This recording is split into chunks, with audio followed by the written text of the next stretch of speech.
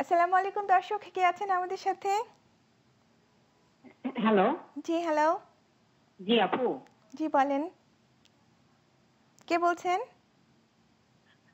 আপু আমি ঢাকা থেকে বলছি, সাথী। জি সাথী। আমার 6th মান্থ চলছে।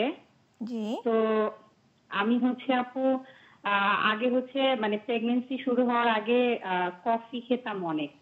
তো যখন আচ্ছা প্রেগন্যান্সি আমার শুরু হয়েছে, এরপরে ফার্স্ট 3 মান্থ আমি কোনো চা কফি খাওয়া একদম কমিয়ে দিয়েছিলাম। আমি আচ্ছা রং চা খেতাম। মানে অনেক বেশি প্রবলেম হলে বা মাথা ব্যথা মনে হতো যে মাথা ব্যথা হয়, তো সেক্ষেত্রে রং চা খেতাম। তো এরপরে 3 মাস পরে আমার কনস্টিপেশনের প্রবলেমটা অনেক বেশি মানে হয় আপু। তো আগে আমার মানে প্রেগন্যান্সির আগে কখনোই কনস্টিপেশন ছিল না।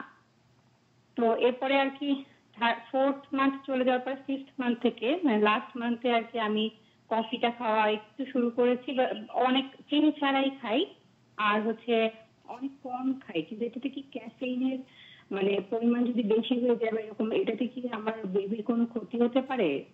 আচ্ছা এটা জি একটু জানতে দর্শক। চাচ্ছিলাম আপু। জি, খুব সুন্দর প্রশ্ন করেছেন, আপনি আমাদের সাথেই থাকুন। আচ্ছা, খুব কফি চমৎকার খাওয়া যাবে খুব কিনা? চমৎকার প্রশ্ন নিয়ে করেছে। এটা অনেকের কোয়ারিজ থাকে আসলে যে জি প্রেগন্যান্ট অবস্থায় আসলে কফি বা ক্যাফেইন জাতীয় জিনিস খাওয়া যাবে কিনা। অফকোর্স খাওয়া যাবে, কিন্তু সেটার পরিমাণটা যেন পরিমিত থাকে এবং অবশ্যই বিকেলের আগেই সেই চা কফি খাওয়াটা আসলে এটা কমপ্লিট করে ফেলতে হবে। এখন যেটা হয় যে আমরা তো সবাই জানি যে ক্যাফেইনটা আমাদের ঘুমের ক্ষতি করে থাকে।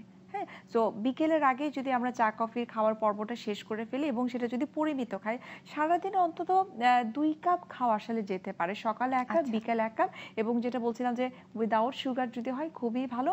অনেকে যেটা করে থাকে যে জিরোকেল টাইপের যে জিনিসগুলো আসলে আর্টিফিশিয়াল সুইটনার সুইট খাওয়ার জি কথা জি বলে থাকে বা এটাকেই চয়েস করে। আমরা বলবো এক্ষেত্রে আসলে ন্যাচারাল সুগারটা খাওয়াটাই সব থেকে ভালো। অফকোর্স জিরোকেল নিতে পারে, তবে প্রেগনেন্সিতে আমরা আর্টিফিশিয়াল সুইটনার যেটা আছে সেটাকে আমরা একটু অ্যাভয়েড অ্যাভয়েড করতে বলি। করব। তার থেকে ন্যাচারাল সুগার যেটা ব্রাউন সুগার চাইলে খুব অল্প পরিমাণে খেতে পারে, তবে খুব ভালো হয় যদি চিনি ছাড়া চা খাওয়া যায়। আচ্ছা